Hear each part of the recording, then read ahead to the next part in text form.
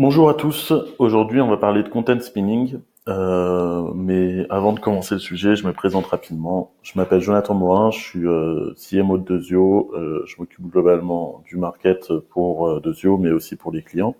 Je coordonne les équipes, donc je fais un peu de l'opération aussi, et j'ai une appétence particulière pour le SEO. Ça fait quelques années que je fais du SEO, que ça m'intéresse parce que ça un champ d'expertise très large. On s'intéresse au SEO, mais via le SEO, on peut comprendre plein d'autres sujets du web marketing. Et donc aujourd'hui, je vais vous parler de SEO et de content spinning. Donc globalement, on va voir ce que c'est, pourquoi ça a mauvaise réputation, comment on en fait, pourquoi on en fait et quelles sont ses limites. Donc le content spinning, c'est une méthode de génération de texte semi-automatique. Ça nous permet de, à partir d'un langage qu'on va appeler la syntaxe, on verra ça après, de créer des textes qui sont variables et donc d'écrire avec un seul texte plusieurs centaines voire milliers de textes différents. On va juste intervertir des mots, intervertir des phrases et ça va nous permettre de, à partir de synonymes, créer plein de versions d'un même texte. Donc globalement, avec le texte qui est ici, ces simples phrases qui sont ici, qui est assez simple, on a vraiment un nombre de textes différents qui peut être généré, qui est énorme. Donc on a 3457 textes dans ce cas-ci. Et pour faire ce spin, ça m'a pris à peu près, si ça m'a pris 2 minutes, c'est énorme. Donc globalement, voilà, on a réussi à générer, comme vous pouvez le voir, plein de versions différentes. Toutes n'ont pas la même valeur, mais toutes sont là, en l'occurrence, françaises, lexicalement, grammaticalement, elles se comprennent toutes. Si vous voyez la différence, si vous voyez toutes ces phrases-là, elles se comprennent toutes. Donc en termes de gain, c'est un gain de temps énorme, de coût aussi, parce que écrire des textes, ça peut coûter très cher. Et donc on va voir ça après. Quand est-ce qu'on peut se servir du content spinning, quand est-ce qu'on s'en sert pas. En l'occurrence, là, on va voir de pourquoi il ne faut pas s'en servir de cette manière. Donc, le content spinning, ça a, pour ceux qui connaissent, une plutôt mauvaise réputation.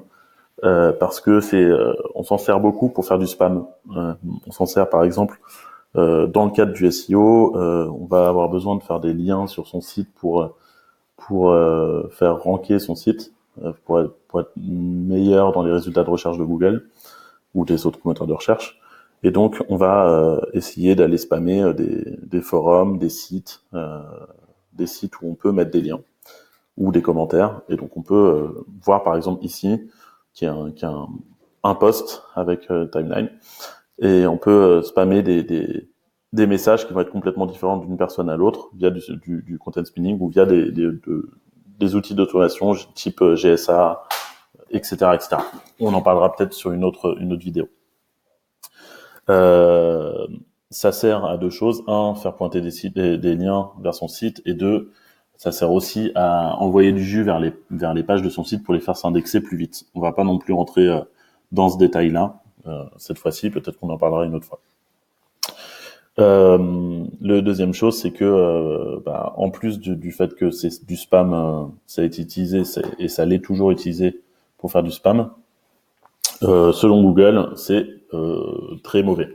Alors petit point avant de continuer, ce que dit Google et ce qui est illégal, c'est différent. Google n'est pas l'État, donc il y a beaucoup de choses qui vont vous dire, qui font peut-être peur, mais qui n'ont rien d'illégal. En l'occurrence, le content spinning, c'est quelque chose de tout à fait légal. Maintenant, à vous de voir si vous voulez vous en servir ou pas. Selon Google, du coup, tout contenu proposé sur un site web doit être avant tout créé pour les utilisateurs et non pas par les moteurs de recherche. Le content spinning n'offre rien de nouveau aux internautes, si ce n'est un contenu déjà existant rendu lisible. Il est clairement destiné aux moteurs de recherche plutôt qu'aux utilisateurs. Par conséquent, des actions peuvent être prises sur les sites qui proposent ce genre de contenu et de pratiques. Donc en gros, ce que nous dit Google dans ces phrases, c'est que le content spinning c'est pas bien, et que si ils vous grillent à faire du content spinning, ils vont pas être contents, ils vont vous mettre des mauvais points et votre site ne va pas ranker, voire va être pénalisé. Mais en fait, le content spinning n'est qu'un outil c'est ce qu'on en fait finalement qui va définir si c'est bien ou pas bien. Il y a plein de façons d'utiliser le content spinning qui peuvent être bien faites et qui peuvent vous faire gagner du temps, ou vous faire gagner de l'argent, ou réduire vos coûts. Donc, quelques cas d'usage, on va utiliser le content spinning sur du SEO, mais dans des cas qui vont pas être des cas de spam, comme on a pu le voir. Ça peut être une bonne stratégie quand on a par exemple plein de pages à écrire sur le même sujet, et on peut faire du spin là-dessus. Maintenant, il faut faire en sorte que le contenu reste lisible, comme l'a précisé Google juste avant. Ensuite, sur de la publicité, on peut générer des variantes de publicité textuelle, par exemple pour Google AdWords. On peut générer plein de variantes de publicité textuelle si on a besoin de plusieurs variantes. On peut tout imaginer, tout ce qui est textuel en fait, ou même sur de l'emailing, où on a besoin, pour éviter de finir dans les spam lists, et donc avoir un taux de délivrabilité plus élevé. On peut spinner des textes quand on fait du mass mailing ou ce genre de choses. On peut spinner des textes pour que chaque mail soit différent et donc pas perçu comme des mails génériques au sein des mailers qui vont être Gmail et les autres. Donc quelques cas d'usage, quelques exemples. Premier exemple pour le SEO ou pour un site, même si c'est pas du SEO. Si vous avez un site e-commerce, alors là j'ai pris un exemple où vous vendez des chaussettes. Vous avez peut-être plein de gammes de chaussettes différentes, et dans ces gammes plein de couleurs de chaussettes différentes. Globalement, quand on a parlé de chaussettes, une fois qu'on a parlé du matériel, enfin du matériau utilisé, de la façon dont on va créer ces chaussettes, et du prix et de la taille, on a tout dit. Que ça soit jaune, verte, noire, grise ou n'importe quoi, le texte va sensiblement être le même. Donc il y a deux solutions pour ça. C'est soit si vous avez 15 000 paires de chaussettes différentes, mais avec un petit détail à chaque fois de différence, vous avez le choix entre faire écrire ça par des rédacteurs, ça va vous coûter un bras et ça va prendre énormément de temps, ou construire un master spin qui va vous permettre de générer X milliers de pages différentes pour chacune de vos pages produits. Alors je rentre pas dans le détail, mais c'est ça, il y a un taux de similarité entre chacune de ces pages. Il faut faire attention au duplicate content, c'est-à-dire qu'on fait pas ça n'importe comment. Dans un spin, ce que je vous ai montré tout à l'heure, c'est qu'on générait beaucoup de pages différentes, mais on ne va pas utiliser toutes ces pages. On va ensuite traiter chacune de ces pages et voir lesquelles sont les plus éloignées en termes de taux de similarité. On utilisera ces pages-là comme page sur notre site. Mais on va pas switcher juste un seul mot et balancer le spin, et balancer chacun de ces tirages sur notre site. Ça serait trop dangereux, et on rentrerait dans une autre des pénalités que Google peut vous mettre, le duplicate content. Donc il y a le spin et le duplicate content, c'est deux choses que Google aime pas. Mais vous avez compris l'idée, ça peut faire gagner énormément de temps et donc réduire vos coûts aussi. Ça c'est typiquement ce que je vous expliquais tout à l'heure. Quand on fait de l'emailing, on va vouloir par exemple switcher de temps en temps des phrases ou des mots, etc., pour être perçu comme différent auprès des mailers, et donc éviter de passer en spam. C'est ce qu'on peut faire notamment avec du spin. Mais en fait, le spin, on pourrait s'en servir pour plein de sujets, tout ce qui concerne les sujets textuels. Comment faire maintenant du spin? Bon, alors c'est très simple le spin en réalité. C'est très simple à comprendre, plus difficile à mettre en place. La spin tax, c'est la syntaxe pour le spin. Il y a globalement deux choses à savoir: les bracelets, qui sont ça, ces deux petits crochets, et le pipe. Donc les bracelets, ça sert à définir l'ensemble des variantes possibles dans une thématique donnée, dans un message donné, et le pipe va définir définir les variantes à chacun de ces ensembles. Donc en gros là on a bonjour, salut. Le pipe permet de dire dans un cas mets-moi bonjour, dans l'autre cas mets-moi salut, et ça c'est l'ensemble de ces variantes avec les bracelets. On peut aussi imbriquer des bracelets et imbriquer des pipes. C'est-à-dire que là, typiquement, j'ai imbriqué des bracelets dans d'autres bracelets. Et donc, on a celui-là, puis celui-là, puis un pipe. Et donc, on a une version possible, une autre version possible, et dans ces versions, une autre version possible, une autre version possible, etc., etc., etc. On peut aussi ajouter du HTML dans ces variables, ou du HTML ou des variables, c'est-à-dire on peut dire de temps en temps mets-moi des H1, de temps en temps mets-moi du strong, de temps en temps mets-moi des variables, etc., etc. Tout dépend des outils que vous allez utiliser.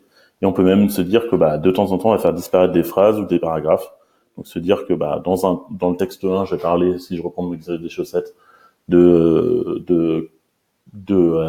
je sais pas moi, de la taille, et dans un autre moment j'ai pas envie de parler de taille, on retire le paragraphe sur la taille.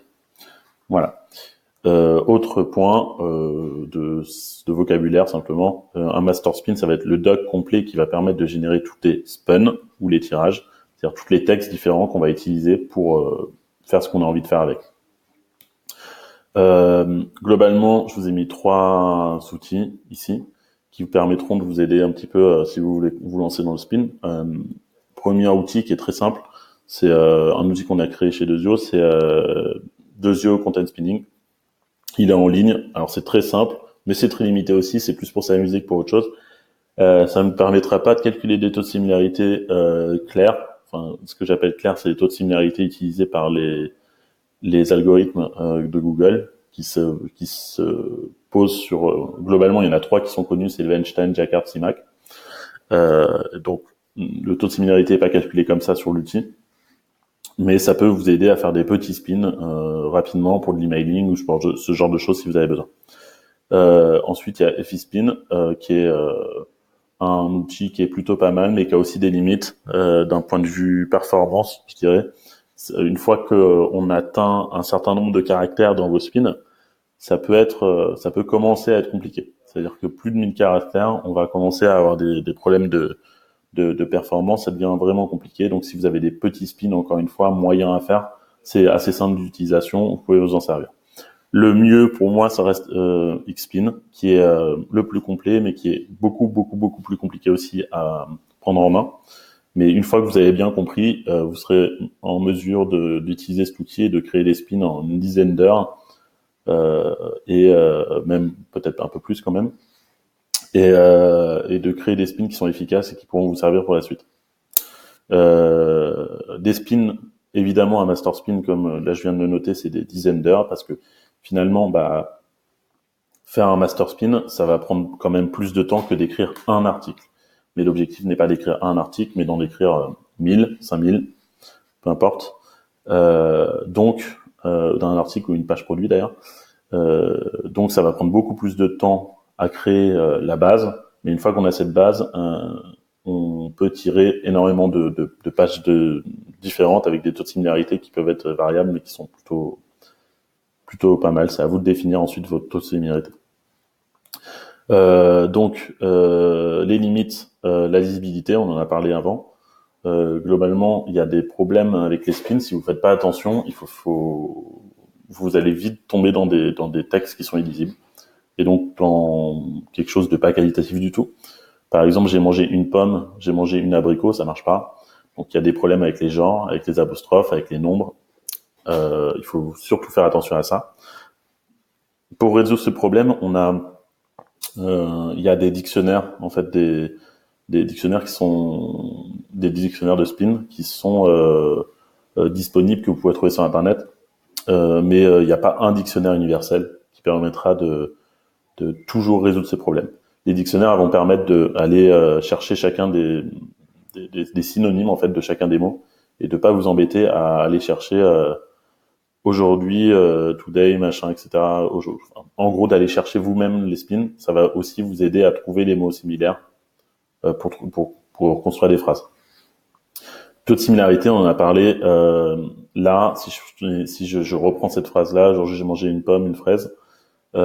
Aujourd'hui j'ai mangé une pomme, aujourd'hui j'ai mangé une fraise. Il y a 86% de taux de similarité sur un outil simple. Donc ça, c'est beaucoup trop élevé pour tout ce qui concerne le duplicate content pour Google. Donc il faut vraiment faire attention avec ça. Ne dépassez pas tout dépend. Les personnes vont vous dire des chiffres plus ou moins variables. Donc, je préfère pas m'avancer sur des chiffres, mais au moins, ce qui est sûr, c'est que essayer d'être en dessous des 50%, quoi qu'il arrive. Les futurs possibles du spin, on peut imaginer avec l'avènement du machine learning qu'on arrive à créer des spins quasiment à base de on leur donne un mot, on sort un sujet, ce sujet se spin,